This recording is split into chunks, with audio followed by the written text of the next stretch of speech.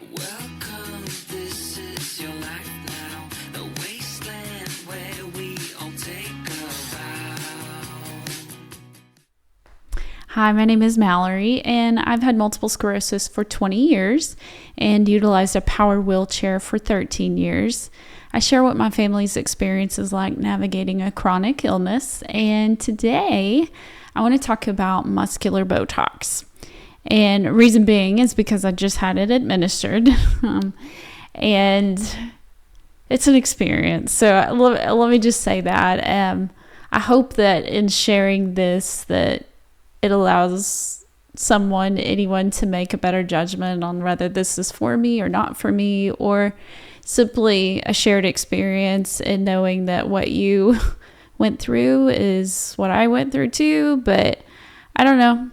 It helps to be vulnerable. I think we can all help each other and achieve great things when we're speaking about our experiences. So let's talk about why.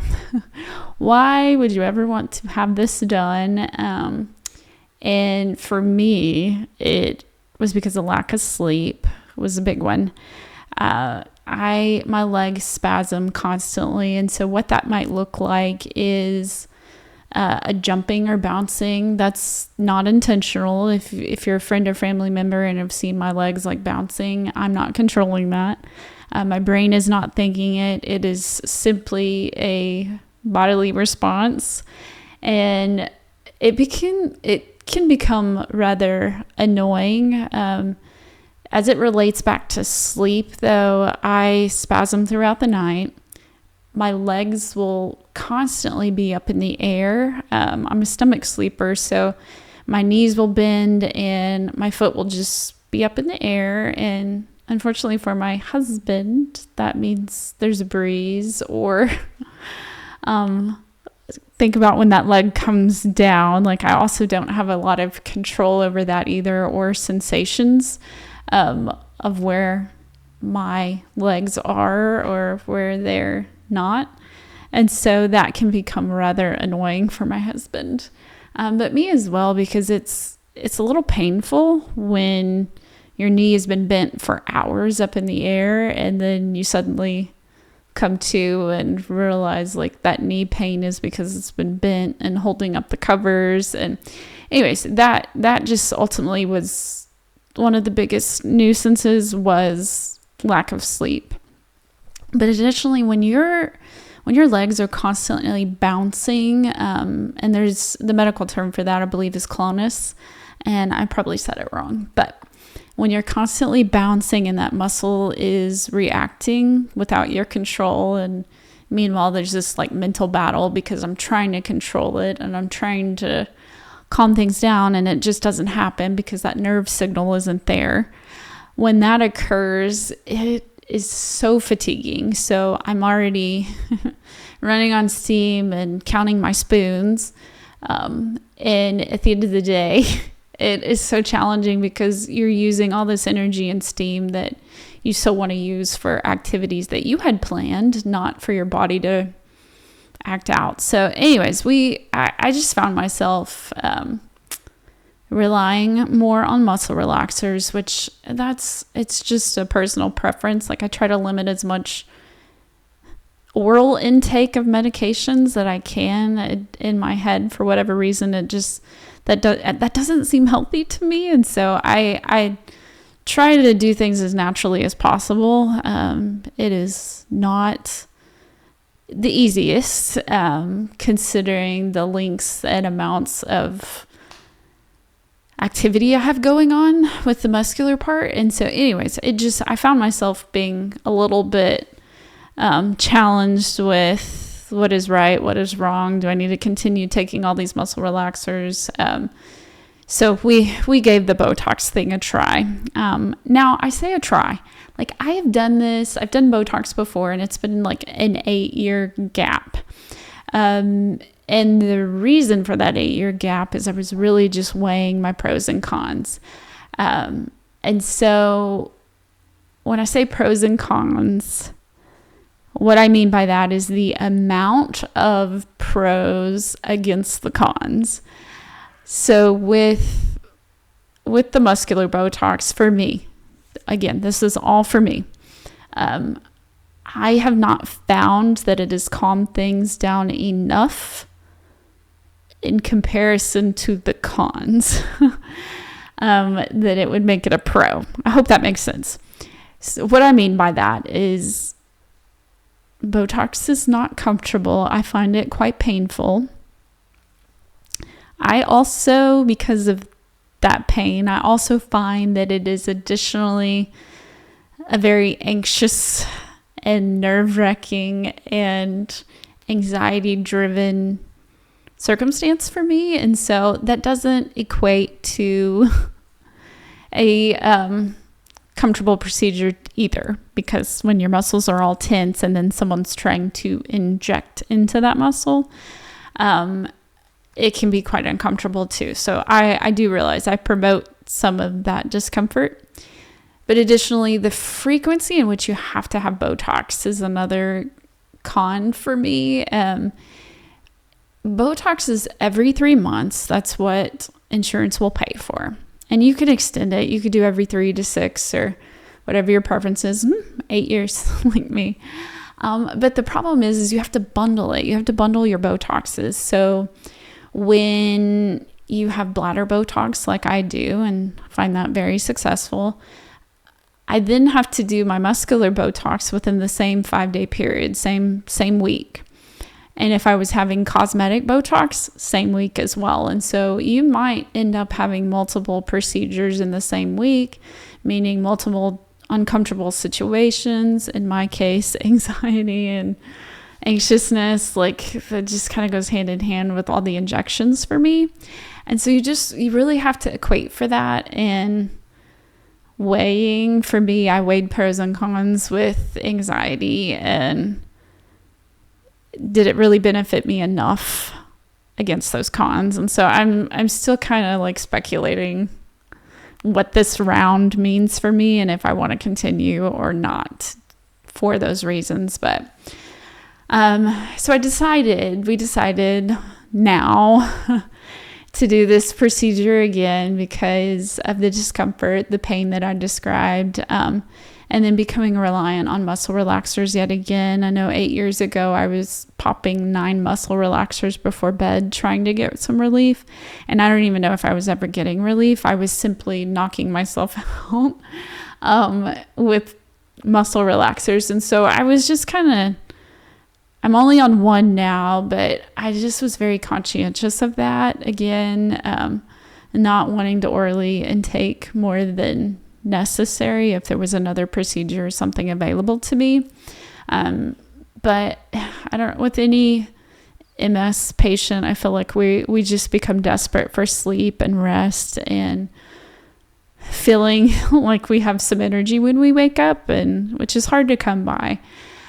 So I just was really considering those. And then I also had an increase in migraines, which is, I mean, it hasn't been terrible, and it's mostly been with the weather,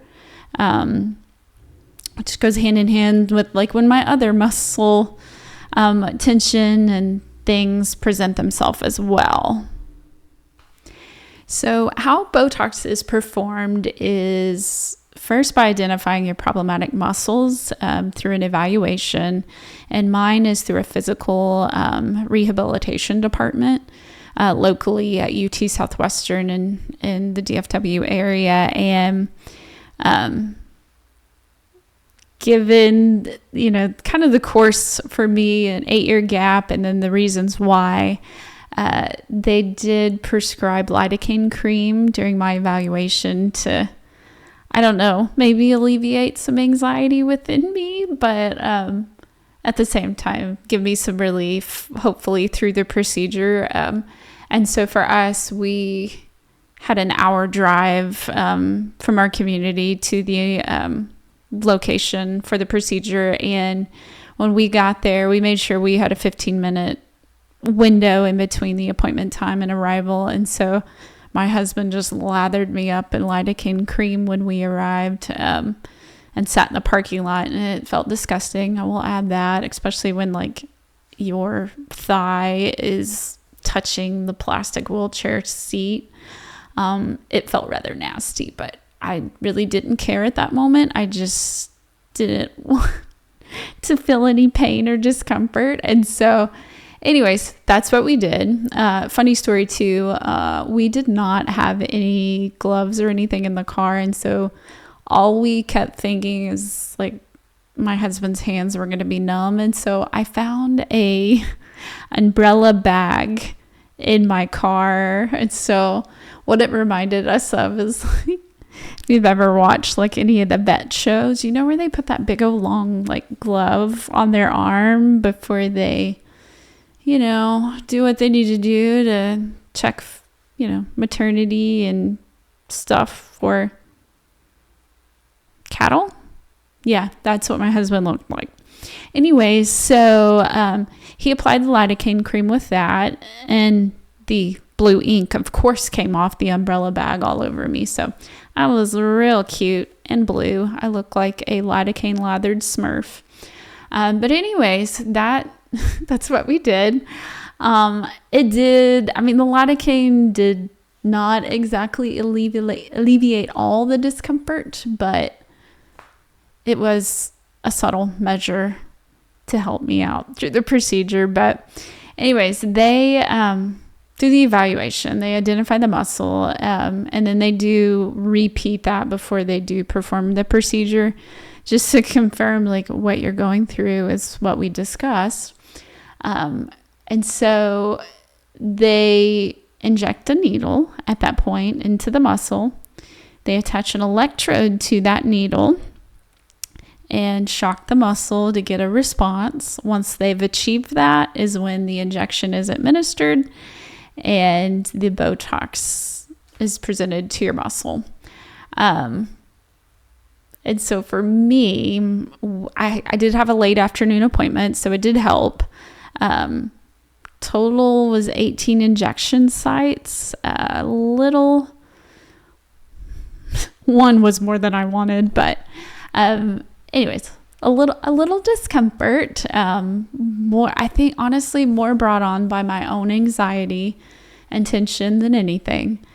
She did my shoulders first. I got 1 injection in each shoulder and then 8 injection in each leg. So she did 1 in each shoulder first, knocked that out. And then really they allowed me to sit in like the procedural chair and kind of sat me frog style, and so I didn't have to turn over on my stomach or anything. And I do not like needles. I don't like to see them. I don't like to watch procedures being done. My stomach just can't handle it, and so I didn't look the whole time. I just like I do with the bladder Botox, I find some sort of something to grasp on my husband and squeeze tightly. So this go around, it was 2 fingers because his fingers are fat. And so anyways, I could only get 2 fingers in my little hand to squeeze, and that got me through the procedure. But yeah, I mean, so you end up, I mean, post-op, you end up with several injection sites. And for me, I bruise in those sites, so I do feel that discomfort and bruising. And I mean, driving home wasn't as bad as driving there because I was anxious all day. Driving home, though, it was a bit of relief that I did the procedure in the afternoon. We were the last appointment. We got home late because of traffic, commuter traffic pretty much. And so what that in turn was really a pro for me, because I got home, took something for the pain, and went to bed. Like that was just that. So my injection sites were sore and bruised for about 5 days. I did end up taking Tylenol just to kind of get me through that time period. And unfortunately, that happened. Yeah. I'm she, I'm her. I am the hazard. I mean, that's why we named this thing that. I fell 3 days post. There was so much I did not consider, and I think everyone deserves this fair warning. And it's just been such a big gap since I did Botox that I had just forgotten about this.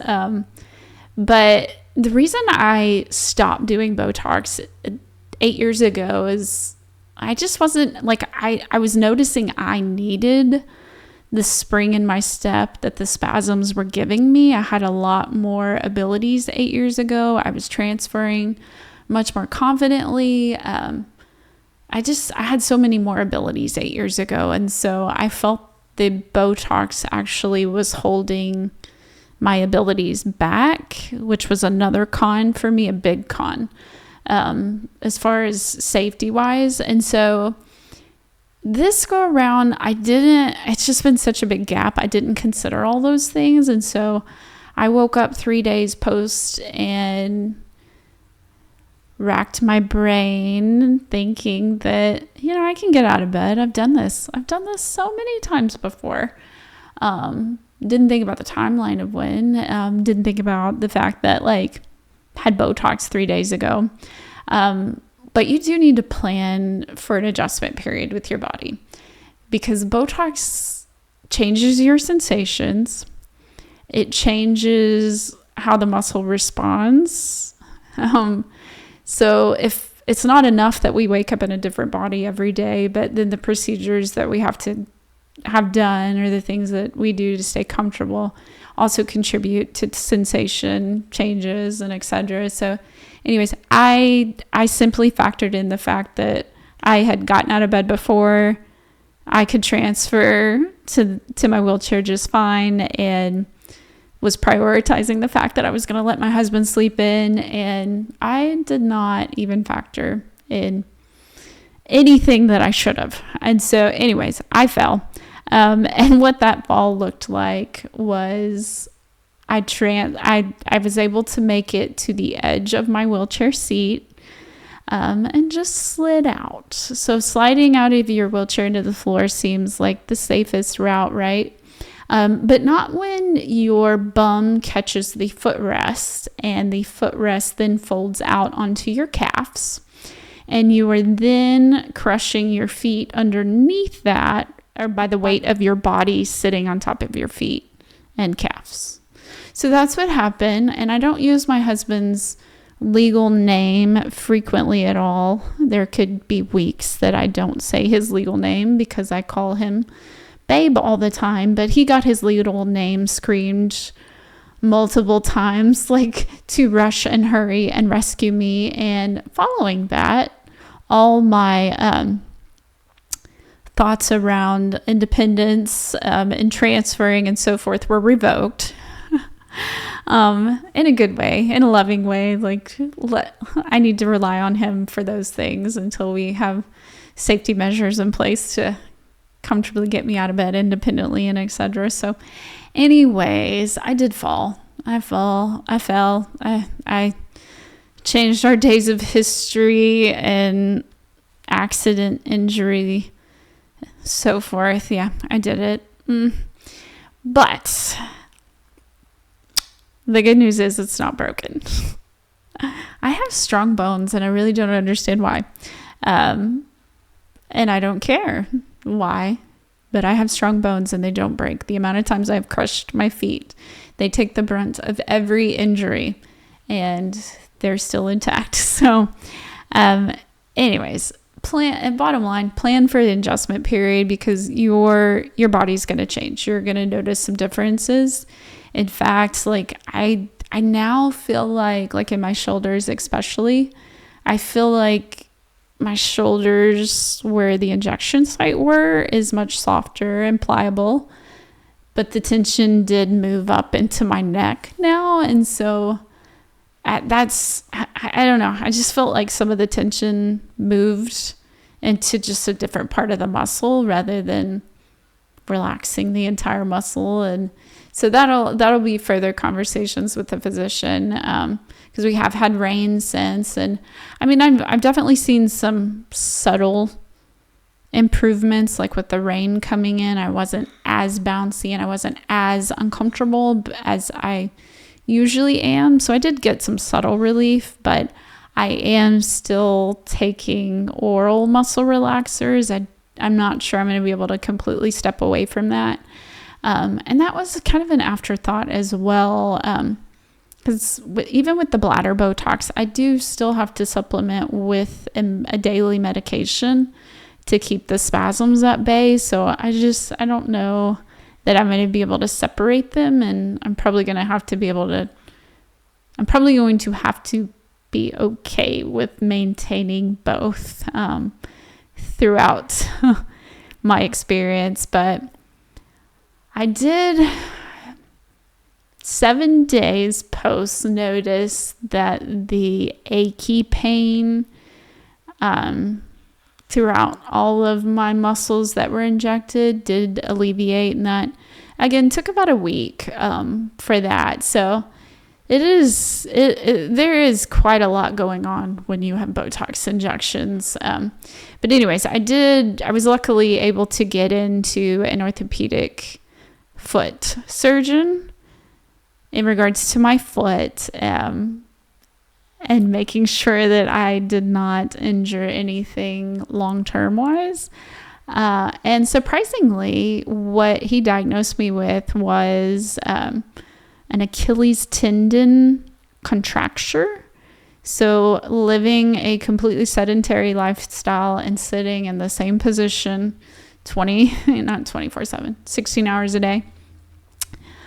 Sitting in the same position for long and extended periods without the same movements as normal people get with the flexing of your muscles and your legs and so forth. He noticed like a contracting happening with my tendons and my legs. And so anyways, what many physicians had been telling me, and like opting for exploratory surgeries and so forth to figure out what was causing swelling and things like that, this gentleman quickly identified, like, you just need some physical therapy. Let's stretch that tendon back out and get you comfortable. So again, another like disclaimer: advocate for yourself. If you don't feel comfortable with responses that you're getting, keep going. Find another doctor, get another opinion. Because this is my foot again. I kept saying I keep injuring my feet. And so I had been to 3 other physicians that 2 wanted to perform exploratory surgeries. One said there is nothing wrong. And then this guy was like, yeah, I found it. And it's actually a simple fix with some physical therapy. So heads up, keep going. Trust your gut. There's a reason for it. But anyways, I hope by sharing my experience, this helps somebody to make a better decision and understand how the procedure's performed. And in the end, I hope it helps someone. So thanks for joining. Thanks for watching. If you're enjoying the content we're creating, please remember to subscribe to us on YouTube, follow us on Facebook, Instagram, and TikTok, and find us wherever you can get your podcasts.